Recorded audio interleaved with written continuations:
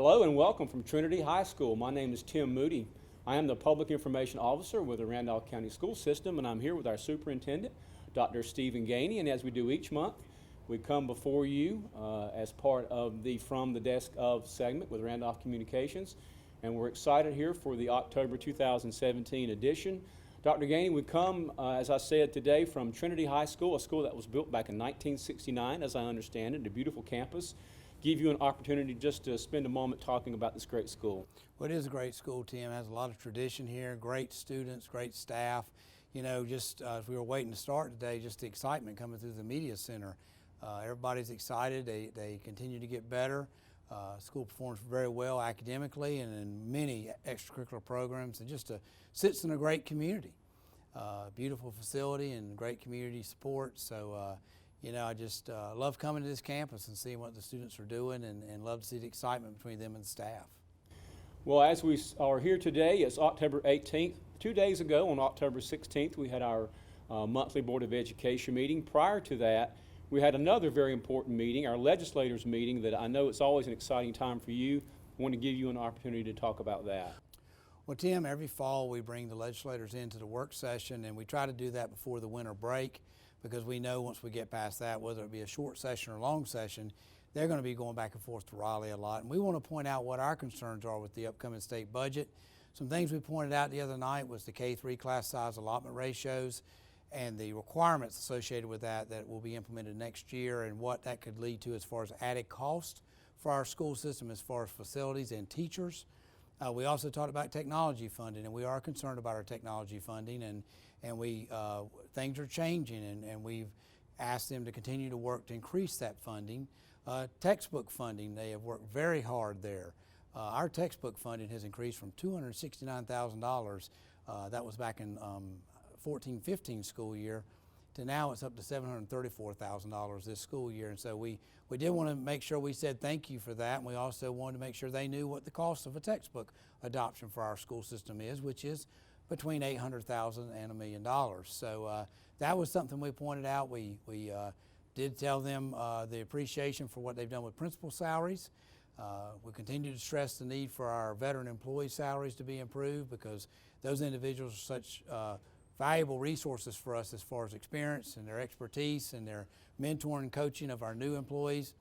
And then we talked a little bit about M-Class, the diagnostic reading instrument that is right now they're looking at changing that instrument starting with the 18-19 school year. And we have some big concerns with that. That's used in grades K through 3, and our teachers have really worked hard to learn the instrument we have right now, the M-Class instrument, and we're concerned that there's discussion about changing that for the 18-19 school year. We just don't want to lose our ground there, because that will mean all our K-3 teachers will have to learn a new instrument, and right now that's very big as well, because our teachers are helping new people into the schools learn how to use it. So we don't want to lose the ground we've gained there, because our elementary schools are all getting better. All of our schools are getting better, and so we feel like the instrument in place is serving us well. And I just feel like as superintendent, there are things like that I have to go to bat for with our employees, and they're working hard with an instrument. I hate to see them have to start using a new one after 5 years of one that has worked well for us. Right. So as you can see, we have moved from the media center into a classroom here at Trinity High School. Dr. Gainey, now if we could for a moment, I would like to talk about board policy. And of course, as an employee, it's something that I deal with and certainly you deal with. And at our board meetings, we often review and revise policies. An undertaking that you did a couple of years ago was to begin in the board policy manual and go through the whole thing for the benefit of our staff. So I want to give you an opportunity to talk about why you did that and what benefit that we derive from that. Well, Tim, back in the spring of 2015, talked to the Board of Education about a project, and we worked with the North Carolina School Boards Association. And they have attorneys there that work with us, and just felt like our board policy manual had some policies that were outdated. Maybe there were multiple policies that were speaking to the same topic, which, you know, that presents issues with keeping all of them up to date and accurate. So we went through this major policy manual review, and so in the last, since the spring of 15, about 2.5 years later, we have gone through every policy and our board policy manual in this school system. Feel really good about that. You know, policies are supported by State Board of Education policies and or legislation. And so you just got to be careful that you're keeping up with those changes that need to happen to the board policies. But our board has been great. Like I say, brought that project to them. Some of the board members were with me the first time we were at a School Board Association regional meeting when it was first shared. That was a process they offered as a service to help us, and board members bought into that, and just very proud of the work that's gone on. It's been a lot of work on staff, it's been a lot of work on the board.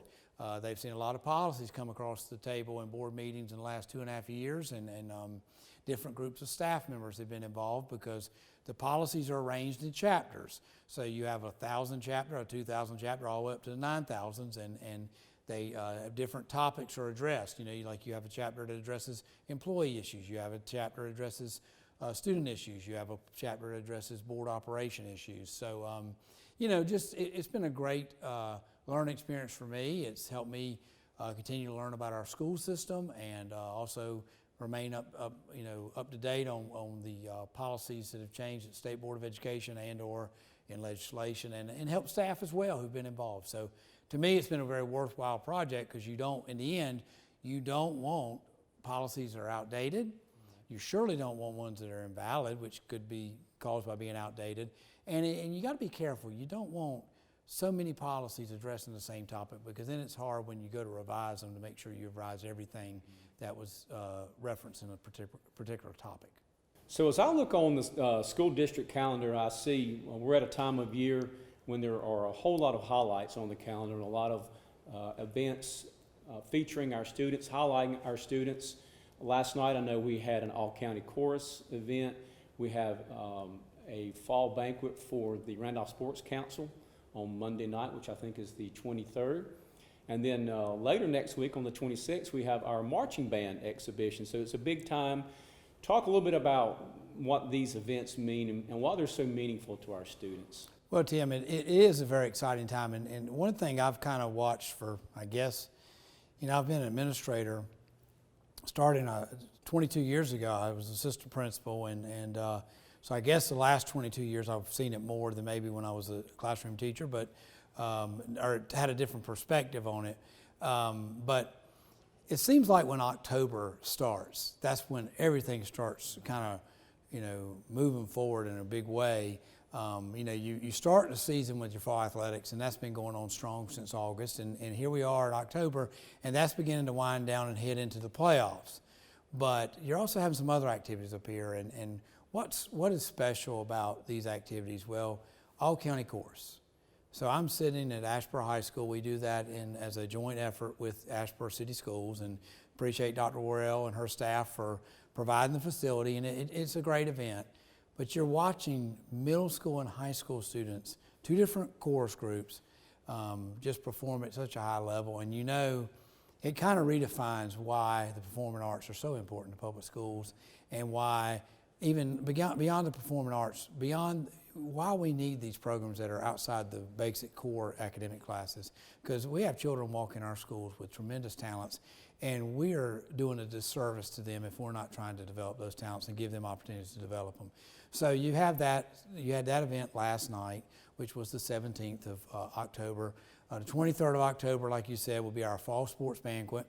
That event was started years before I arrived, and several leaders were involved there between the Asheboro City Schools and the Randolph County School System. So again, another joint effort. Mm-hmm. And what you see is we see students being recognized. I think the first one's the unsung hero, right. And then we have the sportsmanship. We'll have an event, a banquet in January for sportsmanship, and then I want to say the May one is the academic, where they give the scholarships. But I just say thank you to the leaders who back in the day started that.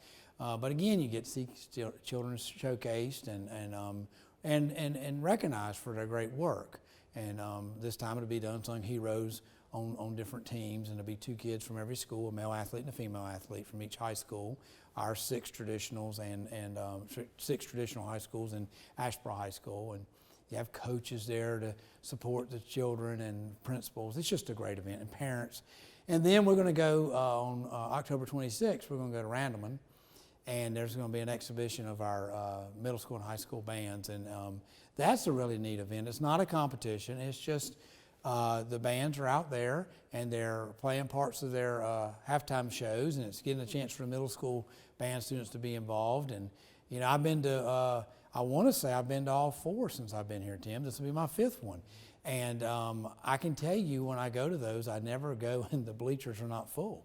So there's parents there, and it's just a good thing. And you know, it just, there again, it reemphasizes the need. So for these extracurricular activities and these non-core subject areas of study, the band, we need performing arts in the public schools. We owe it to our children to have performing arts and visual arts and these extracurricular activities that we have provided. And thank you to, I mean, when I go to these events, I walk away saying thank you to state leaders for continuing to provide for these programs, and thank you to 2 boards of education right here in our community, the Asheboro City Board of Education and the Randolph County Board of Education. Those boards, you know, you got a lot of events happening right here that you're going to see kids performing, and those boards continue to support these things, and I just say thank you as a community member, not just as a superintendent. It's very refreshing to see the kids showcased. Right. And what do you think this means to those students? I mean, it obviously means a lot to us as audience members, but the long-term effects and benefits of having been a part of something like that they take with them beyond their high school years. Well, you know, it may take time before you hear what it means, but if you just listen to students and you watch them, you know, once they're recognized, you start seeing students hold their heads high, and you know, just the confidence you see go across kids. You know, like last night watching them sing at Asheboro High School, just watching that confidence in them and the pride. You know, they're thinking, you know, there's got to be a kid up there thinking, look, I made it. I tried out for all county course and I made it, and my hard work has paid off, or my interest and my desire to keep performing in these programs has paid off. So, you know, it means different to different students, but and I think the meaning of it and the value of it may come out over time when you talk to a child. You know, 3 years from now they may start referencing this, but I'm going to bet you that the kids don't forget these experiences. Yeah. So as we continue to make our way through Trinity High School, we are now over in the English hallway and just enjoying our tour of the campus. Dr. Gainey, if we could, I'd like for a moment to talk about school bus safety. As timing would have it, this is National School Bus Safety Week. And the Randolph County School System, we transport about 7,800 students each day. And of course, with bus riders, obviously their safety is paramount, and it's something that we take very seriously. There was a nice article in today's Courier Tribune. Among other things, it talked about the new extended stop arms that are on 25 of the Randolph County buses. I wanted to give you a moment just to talk about the busing and transportation department and the critical things that they do each day.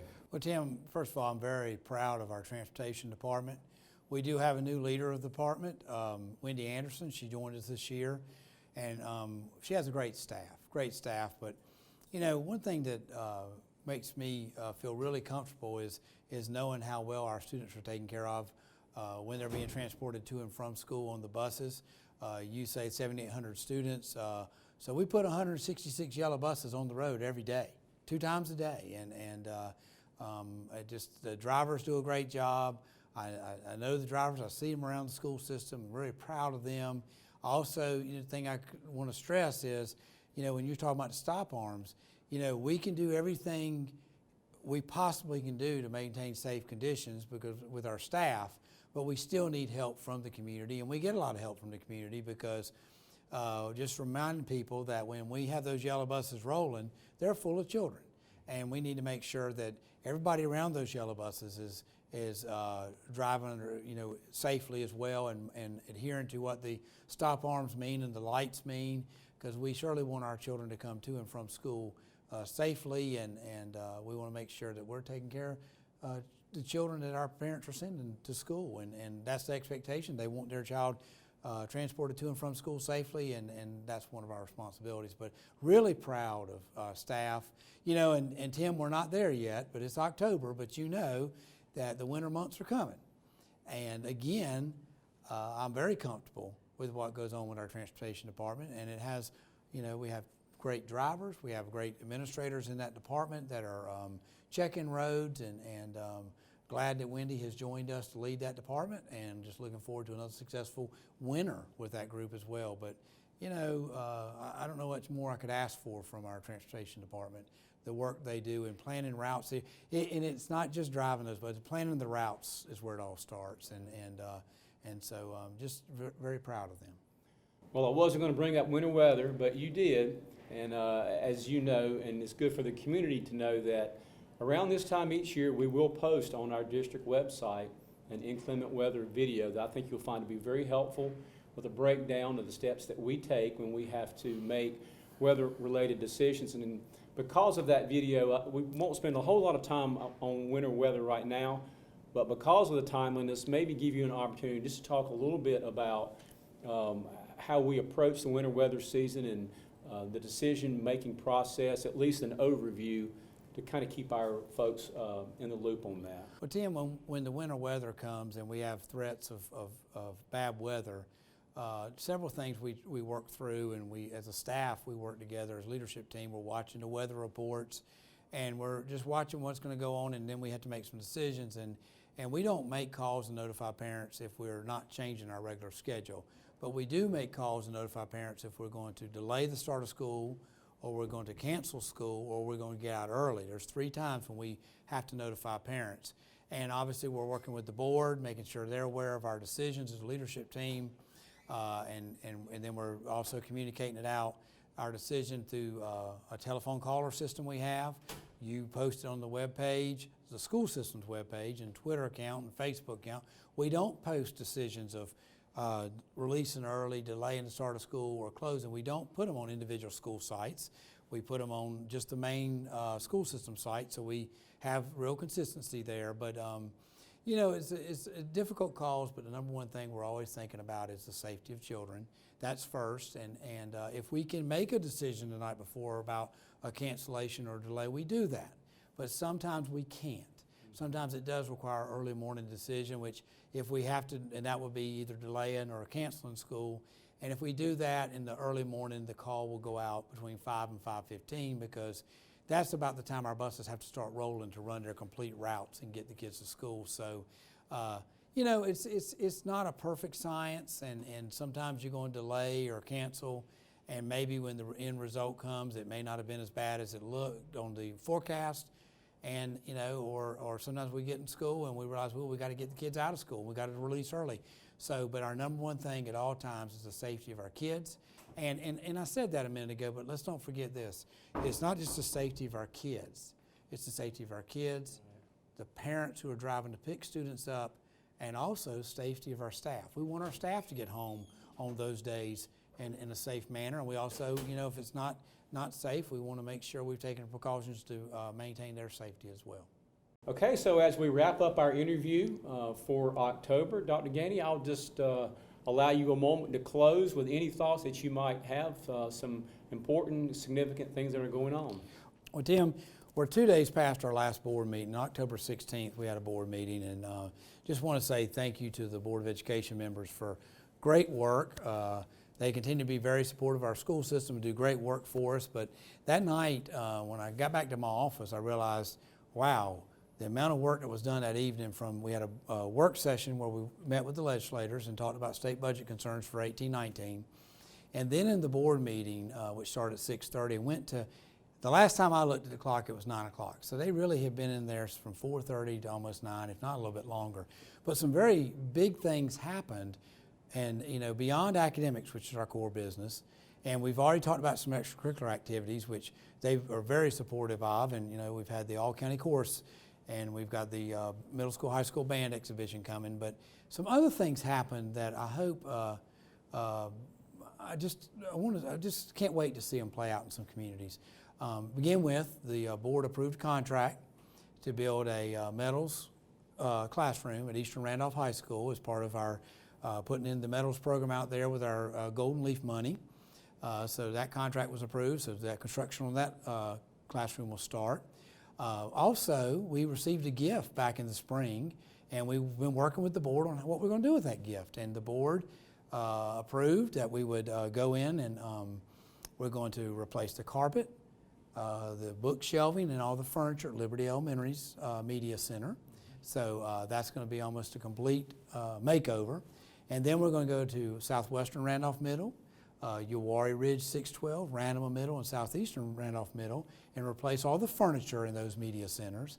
And then we're going to go back into Northeastern Randolph Middle because they did some work this summer, and we're going to look at what they did on their own and kind of say, well, if we had done it, what else would we have done? And so we're going to supplement some of that work. So we're really excited because a lot of the middle school media center furniture is really, outdated, and some of it's the original when those schools opened, and so very excited to see that happen, and just appreciate the board's work through that the last couple of months.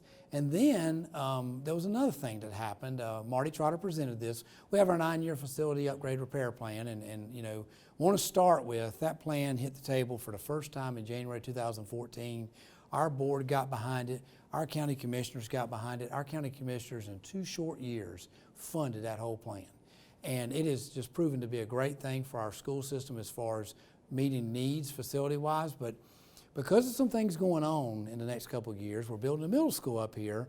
And so we were looking at the plan, and what we did was we flipped in the plan year 5 and 6, because the items that were in year 6 originally, some of the staff members will be heavily involved with those, will be heavily involved in the middle school project as well when we're building the middle school up here. So anyways, long story short, what that did was it moved the renovation of the stadium at Southwestern Randolph High School up to this coming summer. So hopefully right after graduation, we're going to be replacing the bleachers at Southwestern Randolph High School. It also will give us the opportunity to change the lights in the football stadium right here at Trinity High School, which is much needed, and get the wood poles out and the metal poles in. And also we're going to be able to change some light poles at the baseball stadium at Eastern Randolph High School. I think there's a kitchen lab that's going to be upgraded at one of the schools. I think it's Southwest Randolph High School as well. But a lot of things people will see when we've switched year 5 and 6, where we're getting into that plan where there's things that people are going to see, like windows and doors. So very excited, but the board, I walked out of that board meeting thinking, wow, we really did some board meetings have always been productive. And they really spent a lot of time at the table the other night, and some people are going to see some big things begin to develop as well, facility-wise. So very excited, and want to say thank you to our Board of Education. And a lot of this doesn't even happen if it wasn't for the great relationship between our Board of Education and the county commissioners. Because I go back to something I said several months ago. The Golden Leaf money, we received $720,000 in Golden Leaf money, but that whole application would not have ever been live had the county commissioners not put in $240,000 in matching funds. So you're talking the 9-year plan, they funded that, they put money into the Golden Leaf application, and all of this, the relationship between the board and the county commissioners has proven to be a very positive result for our school system, and led to some very positive results that will be good for our kids as time moves on in the school system. What a wonderful update. So many great things are happening. Dr. Gainey, thank you for that. Thank you to Randolph Communications. And I also want to again thank Trinity High School, Dr. Brian Tall, the principal, for allowing us to be out here this month. And as always, we're grateful for the opportunity to present to you the great things that are happening in the Randolph County School System. And we will see you in November.